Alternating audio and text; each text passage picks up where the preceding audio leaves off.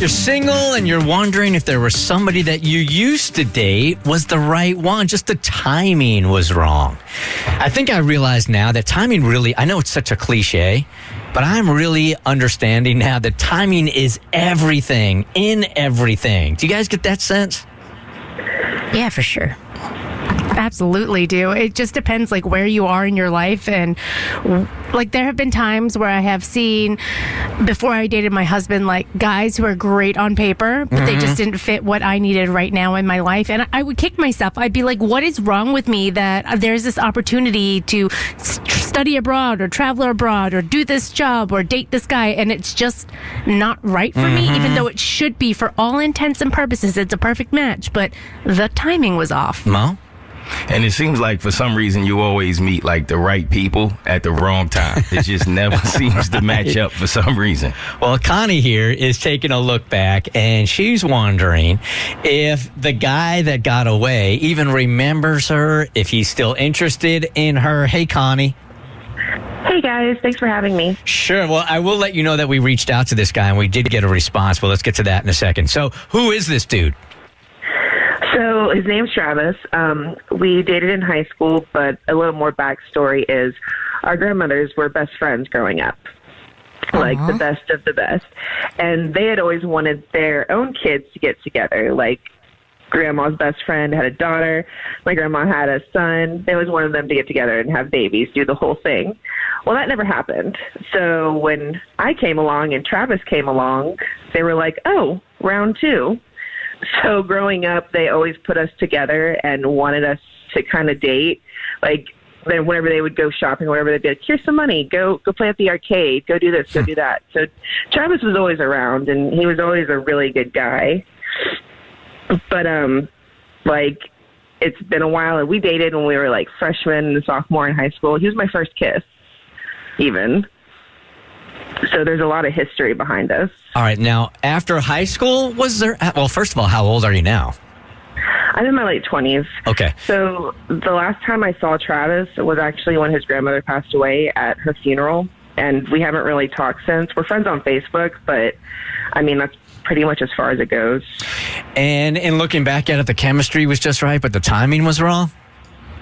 Yeah, pretty much. I mean, we were kids, you know, like, and especially with our grandmothers, you know, pushing it so much, it was kind of made it a little weird. But, you know, he was always a great guy. I've got the best memories of him.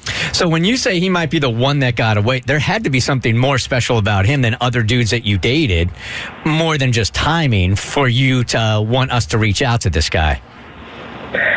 Honestly, I think back to, like, a big part of it was the fact that we did grow up together, and he was my first kiss, and it almost feels like we never fully got to explore what could have been, if that makes any sense. Yeah, sure. Mo? If you followed him on Facebook all this time, I'm sure you've kept up on him. What has kept you from reaching out? Honestly, just I need a wingman. I'd really like some help with that, because I don't really want that rejection and such. And especially because my grandmother passed away in the fall, so like there's most definitely probably not many like chance for us to meet again. All right, I just want to look at this logically for a second. So you're scared of the rejection, yet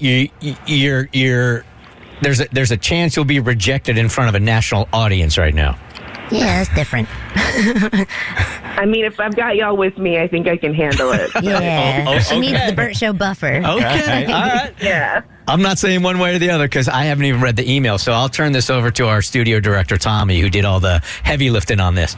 All right, so first I was able to find Travis's work number and email, and I reached out on both. I left a voicemail and an email, and basically just said who I was, and I asked if he remembered you, Connie, and I got an email back. And it says, "Hi, Tommy. Thanks for the email, and I apologize. I did receive your voicemail, but I haven't had an opportunity to return your call. Yes, of course I know Connie. We grew up together. How do you know her? I hope nothing is wrong. Question mark, question mark, question mark." So I wrote back and I explained that you're fine, Connie, and had reached out to us, the Bert Show, to help you get in touch with him. And I told Travis that you remember him fondly, but we're nervous about contacting him directly out of the blue. And then he wrote back a second email and said she shouldn't have been nervous at all. This is really strange. I know it's been years since we've seen each other, but I hate that she feels so distant that she thought it would be awkward to contact me. And the next sentence made me cringe. We are practically cousins. Oh, no. Give her my cell and have her call me. And he left his number.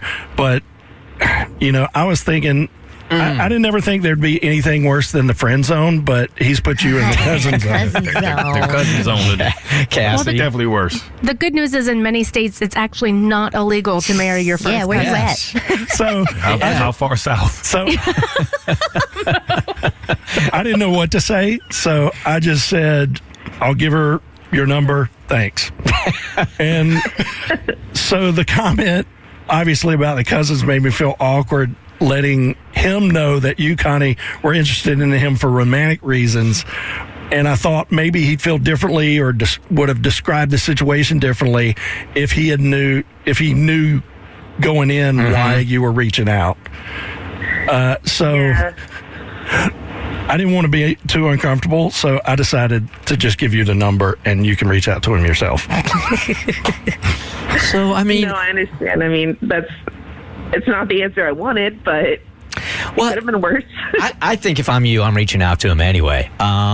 He may have forgotten, like, the chemistry that you guys had. I mean, right now he's not feeling it, but if you guys reconnect, I don't know, something could happen there, or, you can get together with families around Thanksgiving or something because you're cousins and all.